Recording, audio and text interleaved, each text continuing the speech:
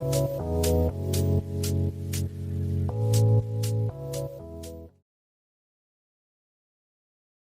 students, this is Manish and you are welcome to my YouTube channel Study with Manish Pandey। जैसे जैसे परीक्षाएं करीब आ रही हैं, आपके दिल की धड़कन जो है बढ़ती जा रही है, but don't worry, I am here for you. मैं आप सबके लिए ग्रामर सीरीज और लिटरेचर सीरीज दोनों लाने जा रहा हूं।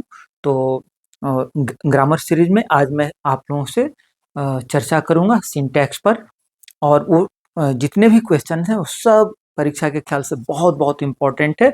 तो आप एक भी वीडियो स्किप मत कीजिएगा, शुरू से लेकर के अंत तक देखिए, दूसरे दोस्त को भी शेयर कीजिए, सब्सक्राइब भी कीजिए, लाइक कीजिए और कमेंट भी कीजिए।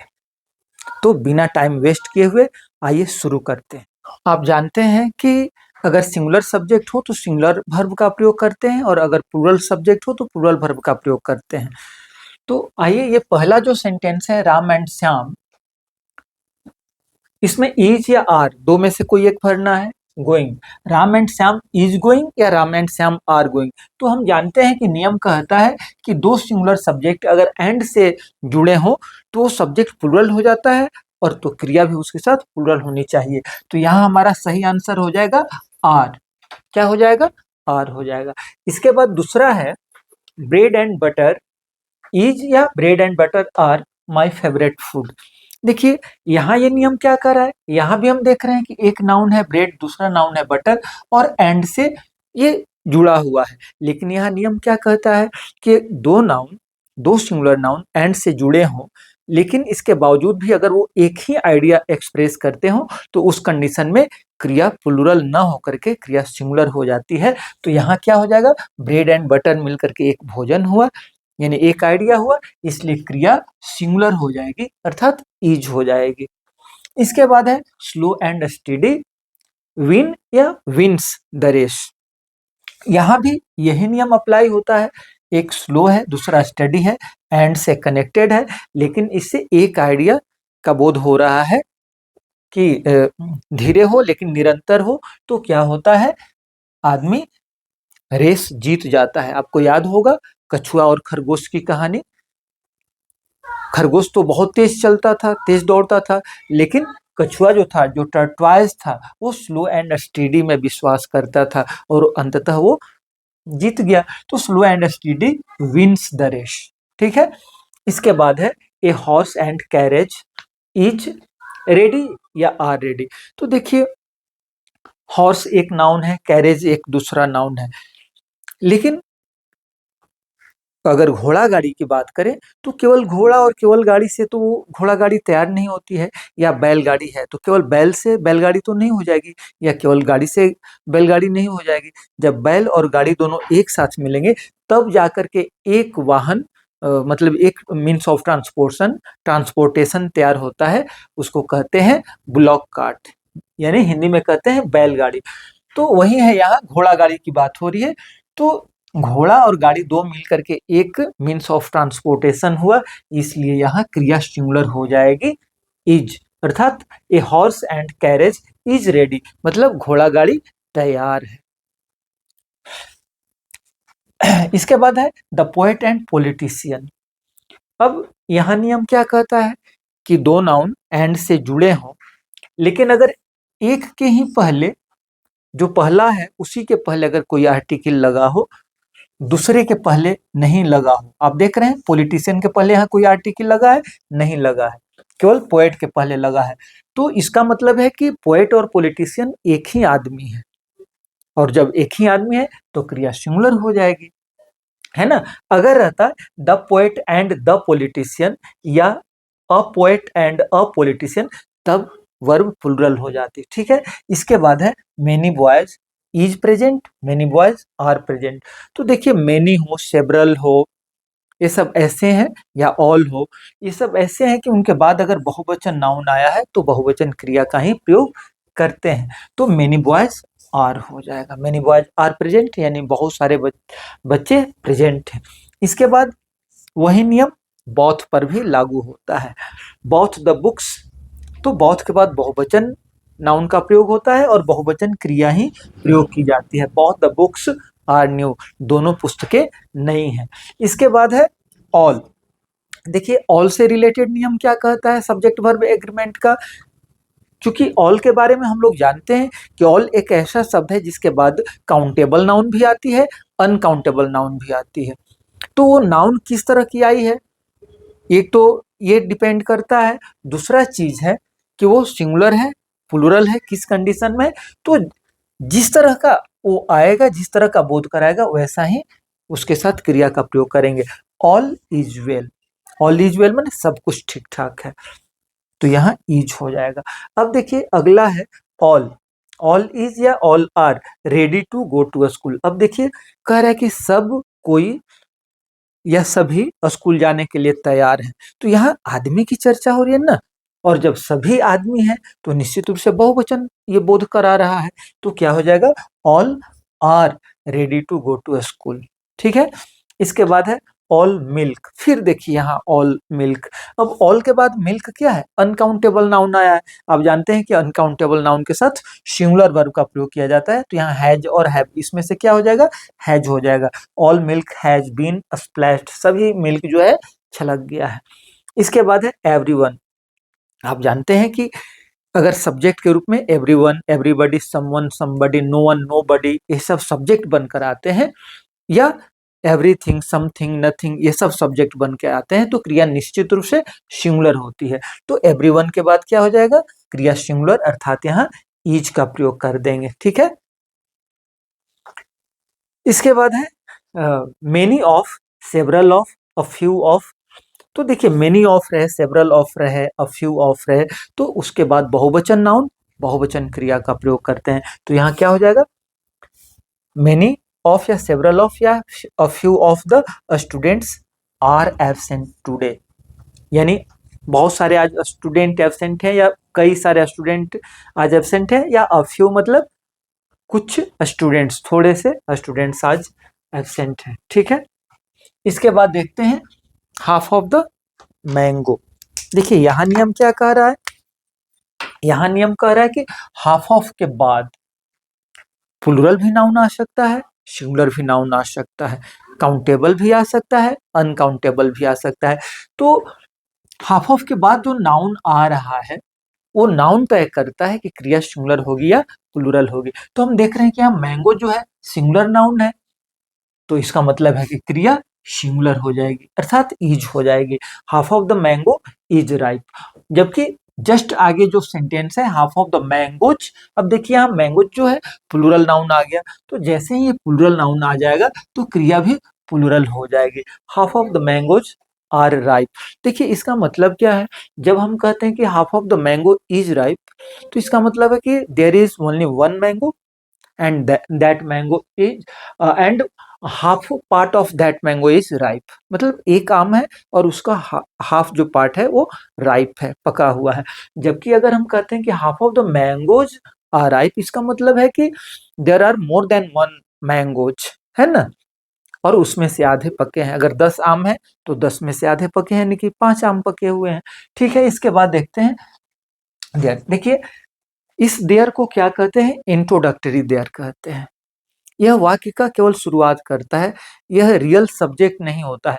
रियल सब्जेक्ट कौन होता है, तो देयर के बाद जो आने वाला नाउन होता है वह नाउन रियल सब्जेक्ट होता है, और क्रिया उसी के अनुसार सिंगुलर और प्लूरल होती है। तो इसका मतलब क्या है कि यहाँ अ किंग जो है सिंगुलर है, मतलब कि क्रिया निश्चित रूप से सिंगुलर होगी। ठीक है, अगर यहाँ अ किंग ना हो करके हो जाता देयर वाज या वर किंग्स, या 4 किंग्स, 3 किंग्स, 5 किंग्स, तो क्या हो जाता, वाज ना होकर के वर हो जाता है। ठीक है, इसके बाद देखते हैं ऑल माई फर्नीचर। देखिए कुछ ऐसे नाउन्स हैं इंग्लिश ग्रामर में जो कि हमेशा उसके साथ सिंगुलर वर्ब का प्रयोग होता है, चाहे इंफॉर्मेशन हो, लगेज हो, फर्नीचर हो, ये सब ऐसा नाउन है जो कि इनके साथ सिंगुलर वर्ब का ही प्रयोग किया जाता है, और ये अनकाउंटेबल होते हैं।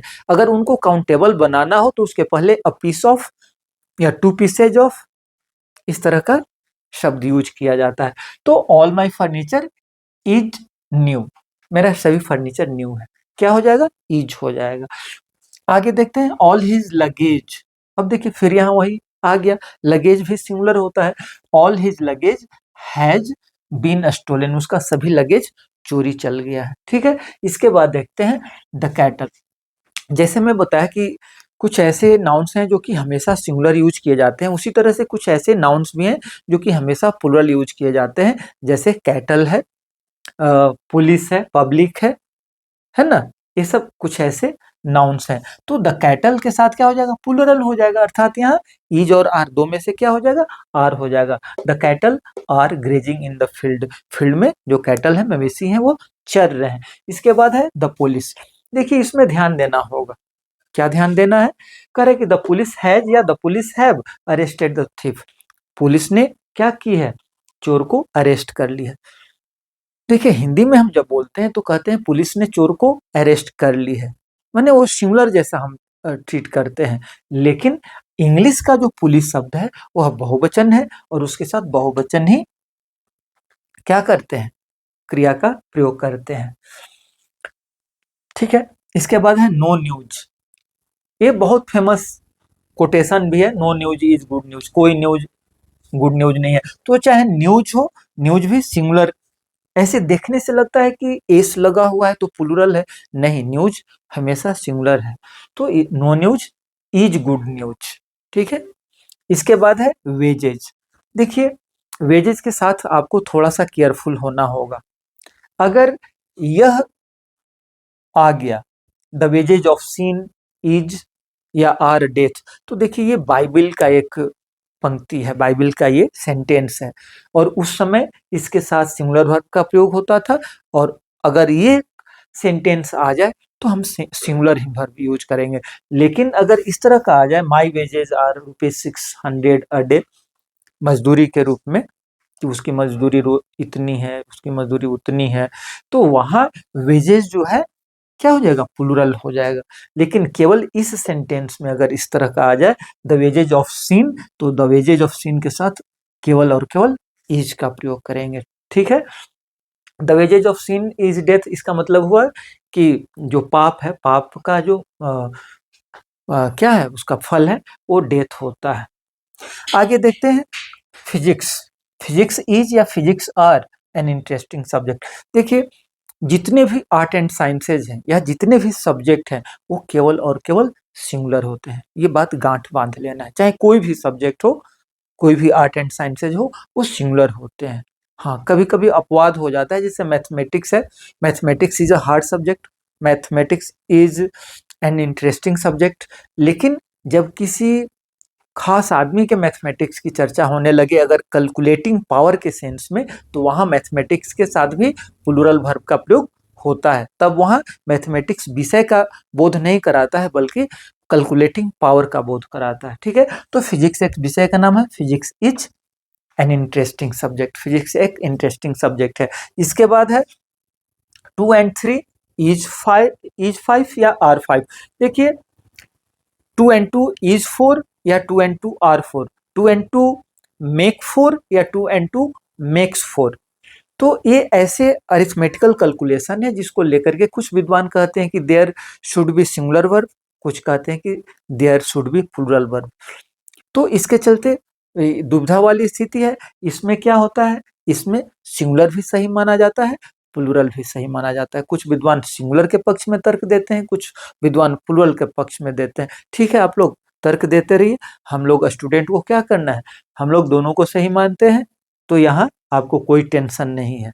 सिंगुलर भरेंगे तब भी सही है, प्लुरल भरेंगे तब भी सही है ना, अच्छी बात। चलिए आगे देखते हैं। इसके बाद है a number of students has come या हैव कम। तो देखिए यहाँ नियम क्या कह रहा है, नियम कह रहा है कि ए नंबर ऑफ के बाद आने वाला नाउन प्लुरल होगा, क्रिया भी प्लुरल होगी। लेकिन द नंबर ऑफ के बाद आने वाला नाउन तो बहुवचन होगा, लेकिन क्रिया केवल और केवल सिंगुलर होगी। ध्यान दीजिएगा, ए नंबर ऑफ का अर्थ होता है मेनी, ए नंबर का अर्थ क्या होता है, ए नंबर ऑफ का मेनी। तो मेनी स्टूडेंट्स, तो ये तो बहुवचन हो गया ना। देखिए यहाँ हम लोग लिख रहे थे ना मेनी बॉयज, तो क्या हो रहा था, बहुवचन हो रहा था। तो उसी तरह से जब ए नंबर ऑफ का अर्थ है मेनी, तब तो यहाँ हो गया मेनी स्टूडेंट्स, और जैसे ही मेनी स्टूडेंट्स हो गया तो क्रिया बहुवचन हो जाएगी। लेकिन द नंबर ऑफ के साथ क्या दिक्कत है? द नंबर ऑफ के साथ दिक्कत यह है कि द नंबर ऑफ का अर्थ होता है कि संख्या। जैसे द नंबर ऑफ स्टूडेंट्स मतलब विद्यार्थियों की संख्या, विद्यार्थी नहीं, विद्यार्थियों की संख्या। तो ये जो सब्जेक्ट हो जाता है नंबर, तो नंबर चूंकि सिंगुलर है इसलिए क्रिया सिंगुलर हो जाती है। जबकि ए नंबर ऑफ में क्या हो जाता है कि सब्जेक्ट जो होता है उसके बाद आने वाला जो नाउन है वो नाउन सब्जेक्ट हो जाता है, और वो चूंकि बहुवचन होता है इसलिए क्रिया बहुवचन हो जाती है ना। तो the number of students on study with Pandey, क्या लिखा है जी? स्टडी विद मनीष पांडे, हाँ अच्छा, स्टडी विद मनीष पांडे। कह रहा है कि the number of students on study with Manish Pandey is increasing. कह रहा है कि स्टडी विद मनीष पांडे जो चैनल है उस पर विद्यार्थियों की संख्या क्या हो रही है?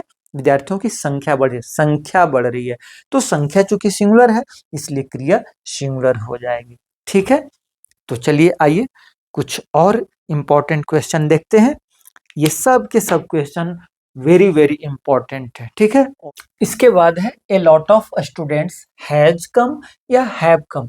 तो ध्यान देना होगा कि ए लॉट ऑफ के बाद किस तरह का नाउन आया है उस नाउन पर डिपेंड करता है कि वर्ब सिंगुलर होगी या प्लूरल होगी। तो यहाँ हम देख रहे हैं कि ए लॉट ऑफ के बाद स्टूडेंट्स आया है जो कि प्लूरल कॉमन नाउन है, तो यहाँ क्या हो जाएगा? क्रिया भी प्लूरल हो जाएगी। ठीक है, जबकि आगे जो सेंटेंस है इसमें हम देख रहे हैं कि ए लॉट ऑफ वाटर है, वाटर सिंगुलर है, तो यहाँ क्या हो जाएगा? क्रिया सिंगुलर हो जाएगी, अर्थात हैज हैव में से हैज हो जाएगा।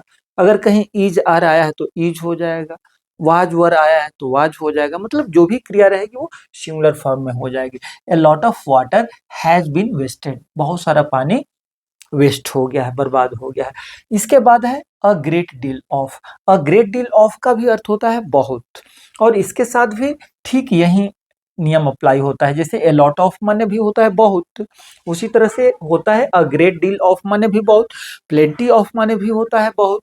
तो उसके बाद जो नाउन आया रहता है वो नाउन तय करता है कि क्रिया सिंगुलर होगी या प्लूरल होगी। तो यहाँ हम देख रहे हैं कि अ great deal of things, things यानी प्लूरल, थिंग का बहुवचन थिंग्स आ गया है, तो क्या हो जाएगा? क्रिया बहुवचन हो जाएगी। A great deal of things have been bought today, आज बहुत सारी चीजें खरीदी गई हैं। यहाँ हम क्या देख रहे हैं? अ ग्रेट डील ऑफ टाइम, यहाँ आप देख सकते हैं टाइम जो है सिंगुलर फॉर्म में है, तो यहाँ क्या हो जाएगा? क्रिया भी सिंगुलर हो जाएगी, अर्थात हैज हो जाएगा। A great deal of time has been wasted, बहुत सारा समय बर्बाद हो गया है। इसके बाद है डजन। देखिए डजन हो गया, पेयर हो गया, ये सब प्लूरल को इंडिकेट करते हैं। तो प्लूरल को इंडिकेट करते हैं इसलिए नाउन तो प्लूरल में होता ही है, क्रिया भी प्लूरल हो जाती है। जैसे a dozen pens are here, यहाँ एक डजन पेन्स है, एक डजन मतलब क्या? 12 यूनिट्स हो गया, तो ये प्लूरल हो जाएगा। ठीक है, इसके बाद है the leaves of this tree is या आर ग्रीन। देखिए यहाँ मैं एक चीज मैं बताना चाहूंगा कि अगर सब्जेक्ट का जो बनावट है एन पी एन पर हो, एन मतलब noun, P means preposition, N means फिर नाउन, एन पी एन हो या फिर यह रिपीटेड और भी आगे रहे, जैसे कि एन पी एन। जैसे अगर मैं कहना चाहूँ तो कह सकता हूँ the leaves of all trees in my garden. तो आप देख रहे हैं एन पी एन ऐसे आ रहा है। तो चाहे कितना बार भी आया हो एनपीएन, जो फर्स्ट एन मीन्स जो पहला नाउन होता है वही असली सब्जेक्ट वर्ड होता है। ठीक ना, आपको याद होगा सब्जेक्ट वर्ड और बहुत सारा टॉपिक मैं अपने चैनल पर डाला हूँ। आप लोग अगर नए हैं इस चैनल पर तो पहले का वीडियो आप जरूर जा करके देख सकते हैं। ठीक है, the leaves of this tree, इस पेड़ की पत्तियां हरी हैं। ट्री हरा है? नहीं, पत्तियां हरी हैं, तो पत्तियां सब्जेक्ट हो गया, तो लिव्स तो क्या हो जाएगा? आर हो जाएगा। इसके बाद है अ ग्रुप ऑफ पीपल। देखिए अभी कुछ देर पहले हम लोग पढ़े कि पीपल हो, पब्लिक हो, पुलिस हो, ये सब प्लूरल नाउन होते हैं, इनके साथ बहुवचन क्रिया आती है। लेकिन एक बात ध्यान देना होगा, जैसे ही उसके पहले a group of, a set of, a bunch of, इस तरह का कुछ भी आ जाए, जो अन्य भी नाउन्स हैं, अ पेयर ऑफ, तो जैसे ही ये सब शब्द आ जाते हैं सिंगुलर को दिखाने वाले, अ ग्रुप ऑफ या one group of, a pair of या वन पेयर ऑफ, इस तरह से आ जाए तो वो क्या कर देता है, फिर उसको सिंगुलर कर देता है, इसलिए फिर क्रिया सिंगुलर हो जाएगी। अगर अ ग्रुप ऑफ नहीं रहता, केवल पीपल रहता, तो पीपल आर वेटिंग हियर हो जाता। लेकिन जैसे ही पीपल के पहले अ ग्रुप ऑफ आ गया तो क्रिया क्या हो जाएगी, सिंगुलर हो जाएगी।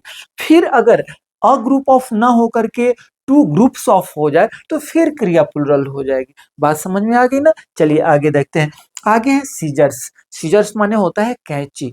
देखिए, नियम कहता है अंग्रेजी में कि कुछ ऐसे नाउन्स होते हैं जो कि दो पार्ट से बने हुए होते हैं, जैसे सीजर्स है, प्लायर्स है, टोंग्स है, कैलिपर्स है, जीन्स है, पायजामाज है, ट्राउजर्स हैं, है ना, शर्ट्स हैं, शूज हैं, ग्लासेज हैं, ग्लासेज का अर्थ यहाँ चश्मा से है ना, स्पेक्टिकल्स हैं, ये सब ऐसे नाउन्स होते हैं जो कि दो पार्ट से बने हुए होते हैं और इनके साथ बहुवचन वर्ब का प्रयोग किया जाता है। जैसे सीजर्स आर शार्प।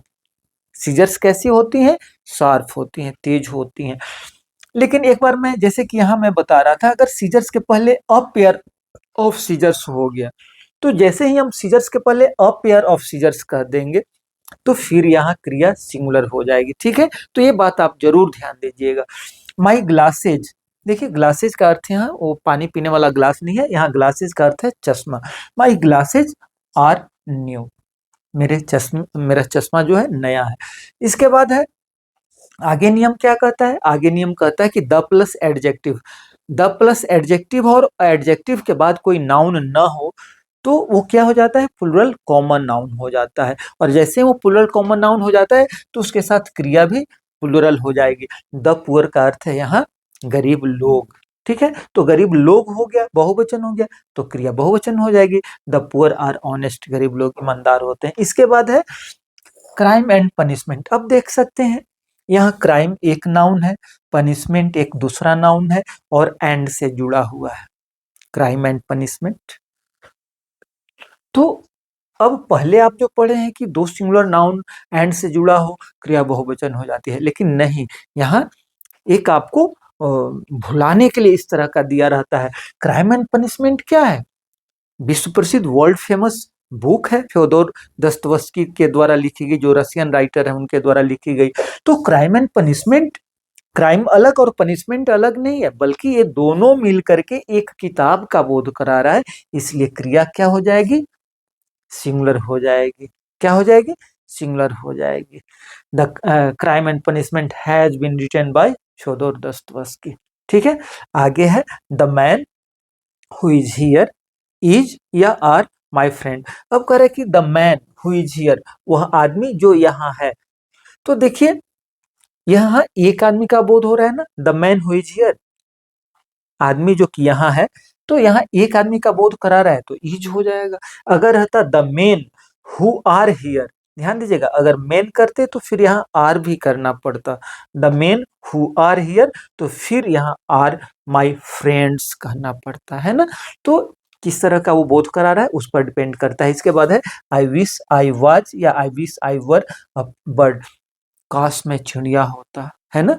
हम लोग ऐसा हाइपोथेसिस करते हैं, एक ऐसा कल्पना की उड़ान भरते हैं जो कि इस जन्म में तो संभव नहीं है ना। काश में प्रधानमंत्री होता, काश में डोनाल्ड ट्रंप होता, तो ये तो दिवा स्वप्न है ना।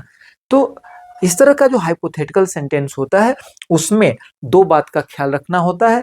एक बात तो कि टेंस पास्ट रहेगा और दूसरा की क्रिया चाहे सब्जेक्ट सिंगुलर हो प्लुरल हो कोई भी हो, क्रिया बहुवचन ही होती है।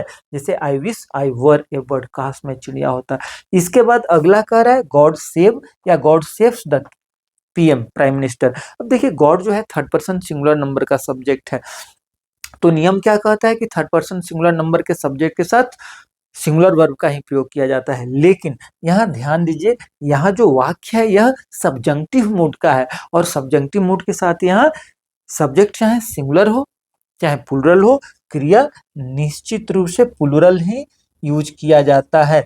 गॉड सेव द पीएम, यानी भगवान क्या करे, पीएम को, प्राइम मिनिस्टर को सेव रखे।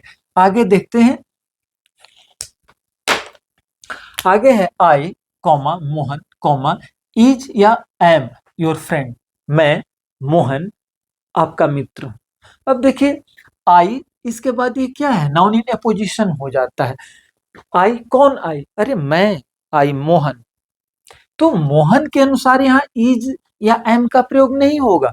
ध्यान दीजिएगा, आई के बाद कॉमा है, फिर मोहन के बाद कॉमा है, तो ऐसे कंडीशन में क्या होता है, इस नाउन के पहले जो आया रहता है उसके अनुसार वो क्रिया सिंगुलर या प्लूरल होती है और उसी के अनुसार होता है। देखिए यहाँ तो दोनों क्रिया सिंगुलर है, इज भी सिंगुलर है, एम भी सिंगुलर है, तो क्या कोई लगा देंगे, नहीं, इस आई के अनुसार वहां तय होगा कि क्रिया कैसी होगी। तो आई के अनुसार क्या हो जाएगा, एम हो जाएगा, है ना, क्या हो जाएगा, एम हो जाएगा। इसके बाद है द फॉलोइंग। देखिए द फॉलोइंग के साथ नियम जो कहता है कि फॉलोइंग के बाद आने वाला जो नाउन है वो कैसा है, सिंगुलर है प्लूरल है, इस बात से तय होगी कि क्रिया कैसी होगी, सिंगुलर होगी या प्लूरल।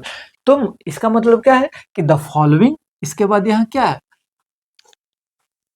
इज या are the weather report, weather report यहाँ सिंगुलर है, तो वेदर रिपोर्ट सिंगुलर है, इसलिए क्रिया क्या हो जाएगी, इज हो जाएगी। The following is the weather report. अगर रहता the following is are the price rates, price rates plural noun हो जाता, तो क्या हो जाता, तब फिर आर हो जाता, the following are the price rates. ठीक है, आगे है अ पेयर ऑफ ट्राउजर्स। देखिए अभी कुछ देर पहले मैं बोला कि कुछ ऐसे नाउन्स होते हैं जो कि पेयर्स में होते हैं, तो पेयर्स में होते हैं तो उनके साथ बहुवचन नाउन का प्रयोग होता है, प्लूरल नाउन का प्रयोग होता है, जैसे ट्राउजर्स, सीजर्स, क्या कहते हैं, ग्लासेस, है ना, बाइनाकुलर्स, क्लिपर्स। तो यहाँ देखो ट्राउजर्स है, लेकिन ट्राउजर्स के अनुसार तो बहुवचन वर्ब का प्रयोग होता है, लेकिन उसके पहले क्या आ गया है, अ पेयर ऑफ आ गया है। जैसे देखिए यहाँ यहाँ पीपल तो बहुवचन होता है, लेकिन उसके पहले अ ग्रुप ऑफ आ गया तो क्रिया सिमिलर हो गई। यहाँ भी वही नियम अप्लाई होगा, यद्यपि ट्राउजर्स के साथ बहुवचन क्रिया का प्रयोग होता है, लेकिन उसके पहले अ पेयर ऑफ आ गया है तो क्रिया फिर सिमिलर हो जाएगी, अर्थात हैज हो जाएगा। A pair of trousers has been bought, मतलब आज एक जोड़ा जो ट्राउजर्स है खरीदा गया है। Nothing but milk. अब देखिए ये इंपॉर्टेंट है, नथिंग के बाद सिंगुलर नाउन भी आ सकता है, प्लूरल नाउन भी आ सकता है, लेकिन क्रिया कैसी होगी, क्या वह नाउन तय करेगा, बिल्कुल नहीं। नथिंग के बाद चाहे क्रिया सॉरी नथिंग के बाद चाहे क्या कहते हैं, नाउन सिंगुलर आए प्लूरल आए, क्रिया केवल और केवल सिंगुलर होती है। तो यहाँ भी नथिंग बट मिल्क भी इज हो जाएगा, नथिंग बट बुक्स यहाँ भी इज हो जाएगा। क्यों, क्योंकि यहाँ जो सब्जेक्ट होता है रियल वो नथिंग होता है। ठीक है, आगे देखते हैं। देखिए अंग्रेजी में क्या होता है कि कुछ ऐसे नाउन्स हैं जो कि टू इन वन है। टू इन वन का मतलब क्या है, जो कि सिंगुलर भी है प्लूरल भी है। तब क्या करेंगे, उसके साथ कहाँ हम सिंगुलर लगा देंगे, कहाँ प्लूरल लगा देंगे। अगर उसके साथ सिंगुलर होने का इंडिकेट करने वाला कोई शब्द आ गया हो तो क्रिया सिंगुलर लगा देंगे, अगर प्लूरल को इंडिकेट करने वाला कोई शब्द आ गया है तो प्लूरल वर्ब का प्रयोग कर देंगे। जैसे असिप, असिप हो गया तो क्या हो जाएगा, is grazing in the field, क्या हो जाएगा, a sheep is grazing in the field.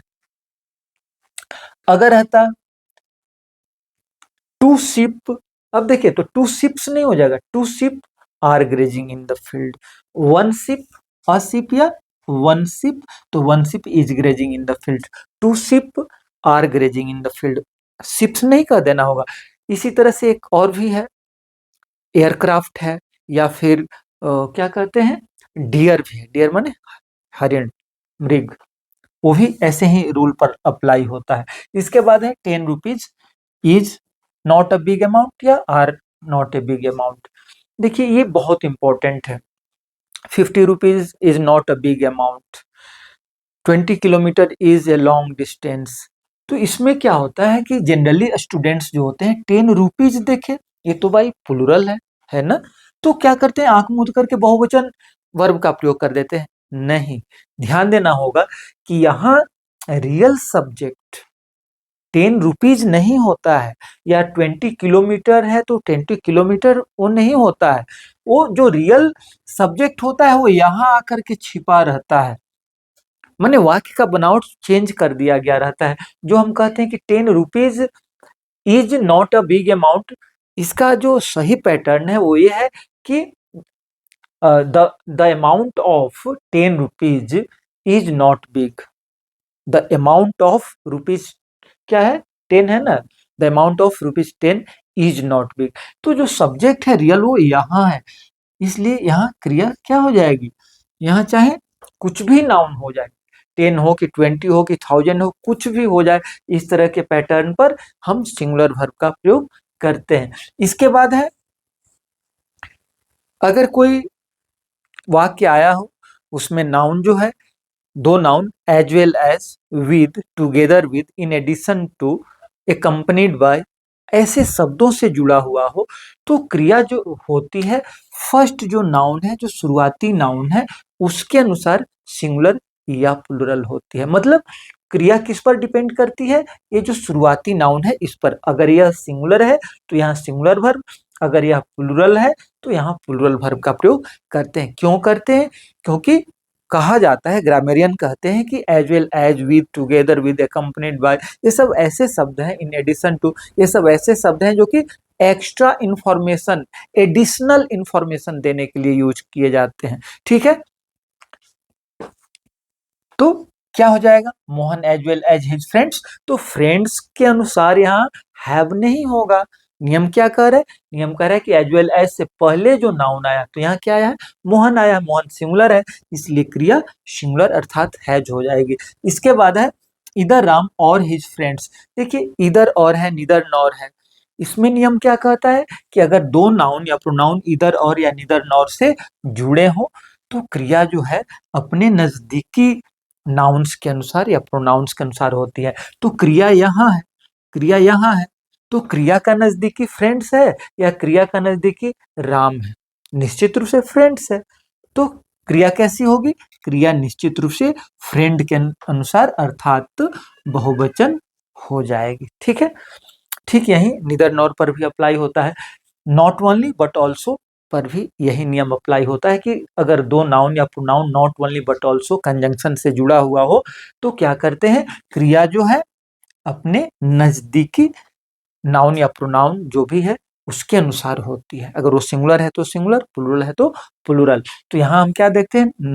Not only Ram but also his friends, न केवल राम बल्कि उसका मित्रगण भी पास द एग्जामिनेशन, एग्जामिनेशन पास कर गए हैं। तो फ्रेंड्स चूंकि बहुवचन है, इसलिए यहाँ बहुवचन क्रिया हैव का प्रयोग किया जाएगा।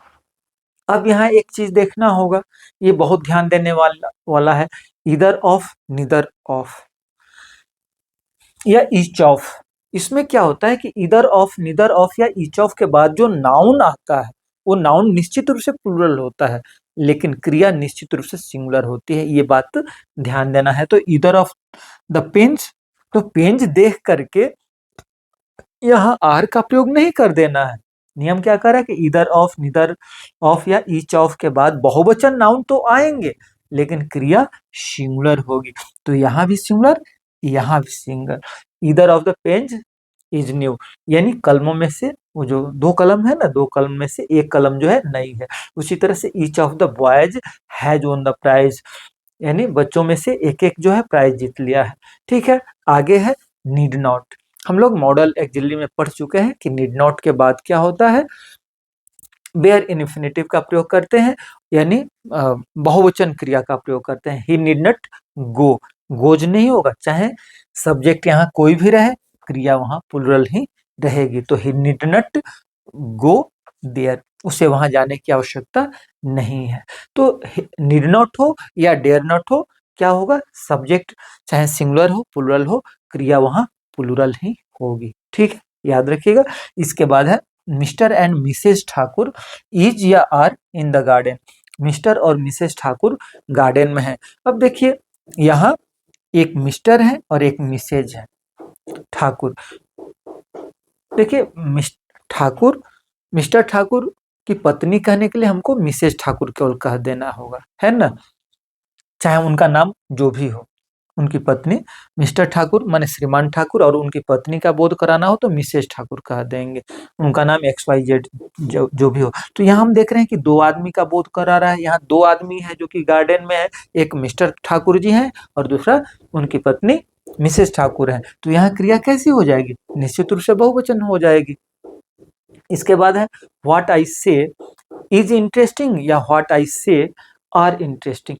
तो देखिए यहाँ हम देख रहे हैं कि यह जो वाक्य है, वाक्य का जो सब्जेक्ट है यह एक फ्रेज है, फ्रेज यानी पदबंध है।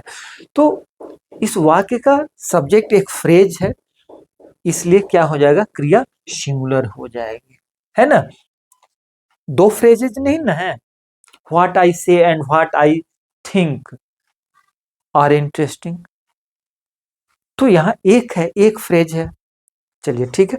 सचिन इज, ये देखिए बहुत इंपॉर्टेंट है, Sachin is one of the cricketers, Sachin उन क्रिकेटर्स में से एक है हु हैव बीन सेलेक्टेड।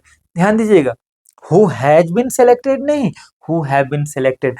कह रहा है कि बहुत सारे प्लेयर्स हैं जो कि सिलेक्ट हुए हैं, और उन्हीं प्लेयर्स में से एक सचिन तेंदुलकर भी हैं।